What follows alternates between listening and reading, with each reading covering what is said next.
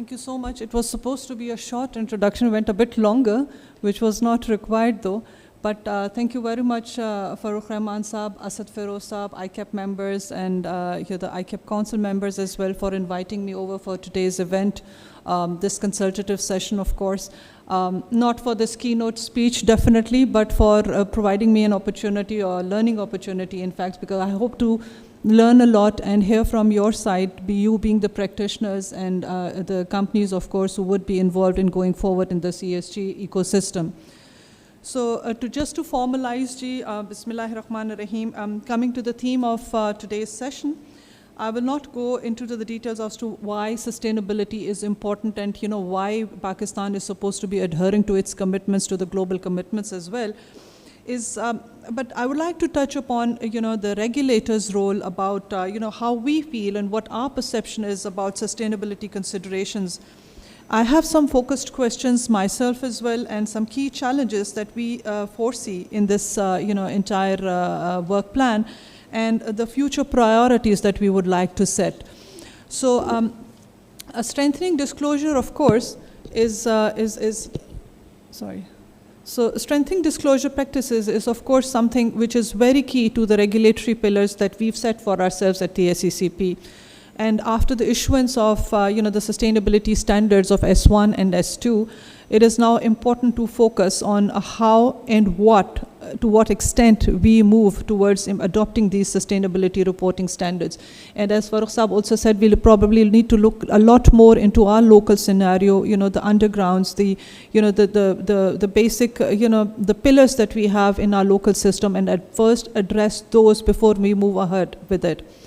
So I've time and again also emphasized at various forums that one of the key challenges, which I feel personally also myself, that the regulators, investors, and other stakeholders face is the lack of access to globally comparable sustainability information. Because the information flow, of course, is one of the key elements in this entire program. The developments being made by ISSP, of course, are a game-changing for the sustainability reporting globally. And the questions I would like to put towards the participants today, and which we have to jointly try addressing, would be as follows. How well are companies prepared? That's, of course, the first and foremost thing. Do we really have the requisite capacity and the skill set? Do we possess the resources and the mechanism to address this huge data gap that we foresee? What precise timeline do we look at for our companies to adapt these sustainability standards? So these are not just, of course, questions coming from a regulator, because I here would like to give a disclaimer also that I'm not speaking necessarily on behalf of the Commission. It's my personal or professional thoughts that I'm just expressing.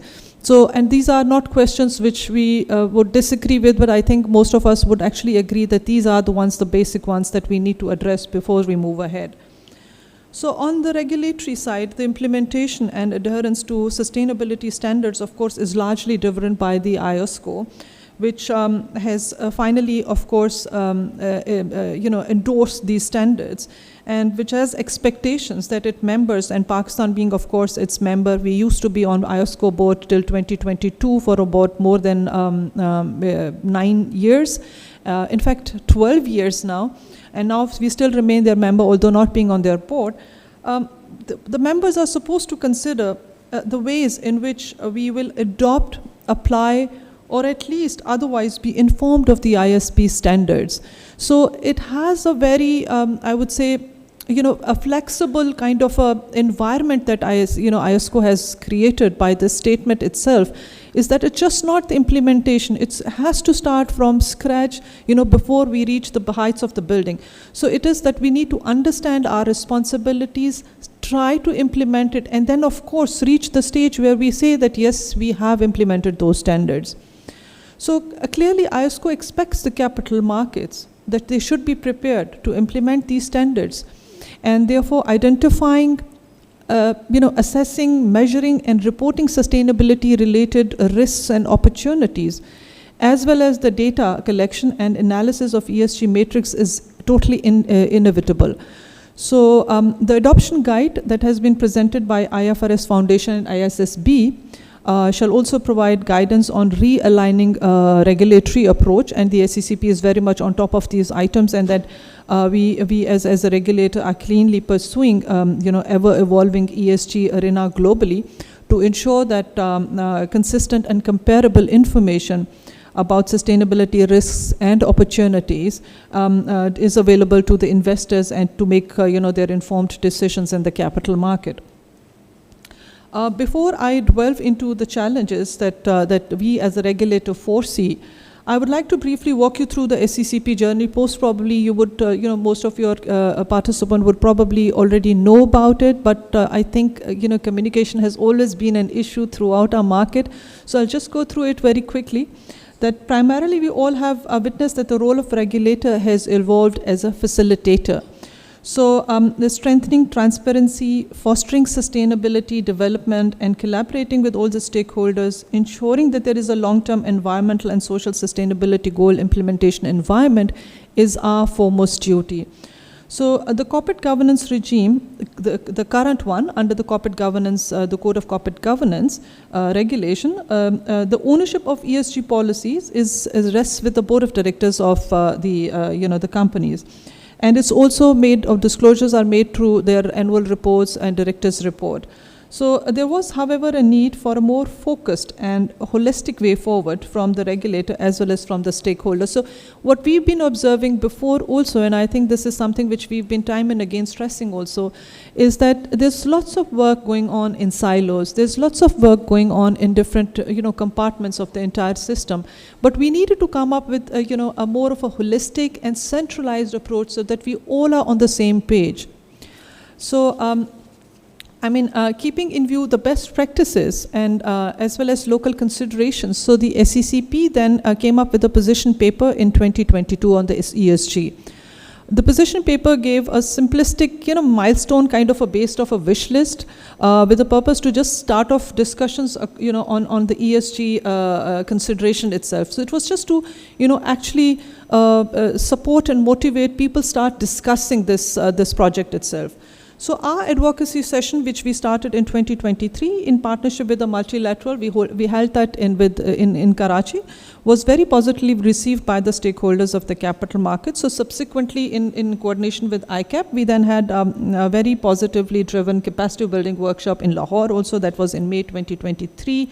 And very kindly actually supported by ICAP again, we had few seminars on capacity building for the regulator, ourselves, for PSX as the regulator, and some other capital market institution. That was again, mid of this year. So the purpose was basically to develop the in-house capacity, because it would not be unjust to say that, that even at the regulator level, we are at very recent and very nascent kind of a stage when it comes to the ESG ecosystem. So, but what is encouraging, of course, is to see that in a very short period of time, perhaps less than a year, in fact, the journey evolved as a more synergized kind of a collective efforts evolving into an ESG action plan. So that followed the initial ESG roadmap, which we introduced. Later now, with the draft action plan that is under consultation with the stakeholders, we've received also input from ICAP. We've received it from many other stakeholders, including PICG, PSX, and others, PBCs. So that's so we try to come out of that a basic milestone kind of a thing to more focused areas in our this action plan. Sorry. So we expanded the milestones, as I said, into more core areas of focus, opening up the partnership with key stakeholders. So, and one of those focus areas as part of that action plan is the ESG sustain, which one of, as I said, is both basically a platform, a digital platform that it's going to provide for the dissemination of ESG related information and data. And I'm pleased to share with you that, Farooq Saab, we've already entered into an agreement with the multilateral that's going to establish this online dashboard called ESG Sustain. And it's going to be a one-stop repository for all sustainability-related laws, regulations, guidelines, any kind of case studies, data that for capacity building, material and data and information that the companies would like to actually have it reflected on the ESG sustain. So I'm also very grateful to all the institutions, including ICAP, certainly, that has provided their consent for operation of the dashboard once it's up and running. Another development which I would like to share with all of you is the preliminary ESG disclosure guide that is currently in a draft form under consideration at the SECP. So it will initially be applicable on voluntary basis. And after consultative review from all the stakeholders, we're hoping that this guide is going to be, it's more of a simplified kind of a checklist that it would encourage listed companies to report their ESG related, risks, achievements, challenges, and data on, how to actually report that information into that. So it's going to be a checklist of, just to support, the listed companies, how to go about it. And it's going to be, of course, have some kind of, matrices that are definitely, recognized by the World Federation of Exchanges and Sustainability Exchange Initiatives, and which are currently being adopted also by majority of the listed companies worldwide. So since our listed companies are relatively much familiar with the G or governance aspects, so this guide is going to concentrate on the E and the, S part of it. And these two pillars are, of course, something which we also thought, should be more concentrated upon as it comes to the disclosures with respect to this guide. So it will, again, as I said, would have all those matrices, reference to those matrices as well for us. So it's easier for you to, comprehend and then, report the data accordingly.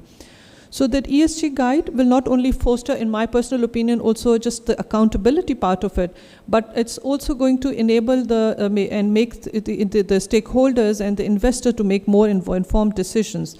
So down the lane, just to add to it, in addition to this disclosure guide, there's going to be an ESG regulatory guide, which we are again working on. And it will be introduced, which will be incorporate the learnings from the ESG disclosure guide, and also provide more an extent of adoption of these sustainability standards, which inshallah hope to, once we received all those documents and input from your side as well as ICAP, so that's going to be very helpful in terms of setting those standards in the financial statement. So now briefly, I will touch upon some of the key challenges that we foresee as the regulator. First and foremost, of course, as mentioned earlier as well, is that we need to understand and we need to have the understanding of the diversity of the underlying sectors that requires proportionate and scalable reporting framework, because every industry has its own peculiar challenges. And the requirements, as also some of the very generic ones explained by Farooq Saab with respect to resources, with respect to the human relationships, etc. That's something which is common and central. But otherwise, every industry has its own peculiar challenges.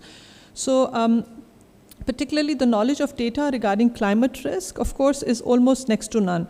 So considering ISSB has identified potential projects with respect to biodiversity, human capital, and human rights and integrated reporting in future, we must assess as to how well we are prepared to tackle the underlying reporting requirements as and when they are notified. Therefore, prior to requirements, these requirements whenever they are notified, before they are made part of the reporting frameworks being in place, the placement of industry, as I said, vis-a-vis their capability to adopt to this new system requires an in-depth analysis. So the SECP, of course, we at the SECP believe in communication and a consultative process, and this is the reason I've been always saying that it has to be more of a phased approach. It has to be through a consultative, approach. There can't be a one-size-fit-for-all. So, as I said, this is not something which needs to be enforced. It is something which needs to be adopted by choice and by will. And unless and until we start adopting it, by our own will and choice, something being enforced by the regulator or our international requirement would not serve the purpose which we would actually as a nation like to see Pakistan achieving, because we have certainly certain international commitments as well. So the second challenge is devising appropriate mechanism for generation, analysis, reporting and assurance of robust, accurate information on sustainability matrix. So this will require certainly resources, it will require your time, commitment from all the stakeholders, but if the will is there, I'm sure we are going to reach there. So thirdly, once again, as I would like to reiterate that capacity building of professionals with respect to their unique business architecture, knowledge of system, processes, and ability of connecting strategic and financial information is a challenge, but it is probably one of the most key challenges as well. So therefore, I would like to urge upon all the stakeholders to collaborate and build synergies for giving strategic direction to the ESG action plan, which we are kind of in a finalization stage, and which will, in my personal opinion, would also give a pivot to the challenges in more holistic manner.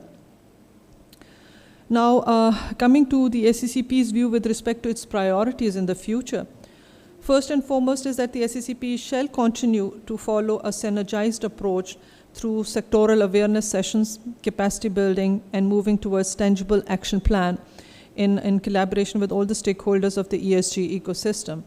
So I'm glad to see that we have gathered in this roundtable or this, this seminar or this consultative session that we can call it, being organized by ICAP. So it's one of the, obviously this is the reason we are all here is to, in my opinion, is also to assess the impact of these standards on the financial statements. And of course, when we will open up the forum for discussions, we will have lot more insight from what's, what your expectations are and challenges are. Because in my view, we probably will not be able to resolve all the problems that would be highlighted. We will not be able to cater to all those challenges that we may highlight today. But what counts is that we sit together and we start actually opening our minds and see that, what we would like to achieve for our future. So I'm not expecting necessarily that, issues are going to be resolved or we are going to be receiving, suggestions which are going to be, taking care of all the challenges. But as I said, it's more of a brainstorming session where we can, start the discussions around these areas. Furthermore, since sustainability reporting is a key element of the ESG action plan, it is imperative that the ICAP, and which we were, informally also discussing with Farooq Saab, in collaboration with institutions like PSX, and they are already in engagement with PSX, PBC, OICCIs, and other companies, expand its advocacy and capacity building outreach to the listed companies in different sectors. So based on the interaction through these sessions, ICAP, I'm sure, will be able to gauge and address the gaps of data information system, resources, as well as capacity. This will help us in determining as to what extent companies are actually ready to adopt the disclosure practices and reporting frameworks. So the challenge before ICAP, of course, is huge and multifaceted. But SCCP continues to support and operate and cooperate and progressively encourage all efforts in this regard. So you've got all our support, sir. Whatever we can do with respect to the regulatory role we have, and otherwise also we stand by you. On the data and reporting side, I foresee that the ESG Sustain, which I mentioned a while ago, is a consolidated platform that will connect investors, companies, and regulators and institutions. I will therefore request all participants representing different companies today and different institutions, as well as ICAP, to continue actively support this initiative and provide us with their feedback with respect to the data, information, and other, kind of feedback that you would like to have on the ESG Sustain. Lastly, I would conclude that in view of the sustainability and climate change related challenges, the need for collaboration and consolidation of efforts cannot be stressed again. Focused discussions, tangible plans, addressing the key questions, challenges, and some of which I've elaborated also, are essential for a more comprehensive way forward. And I'm hopeful that Today we are going to pave a more secure and sustainable future for our generations to come. But as I said, we will probably not be able to address everything today, but it's more of a brainstorming, and it's more of a feedback session. So I would encourage all of you to actively participate in today's session, and I look forward to a more learning experience today, sir. Thank you so much.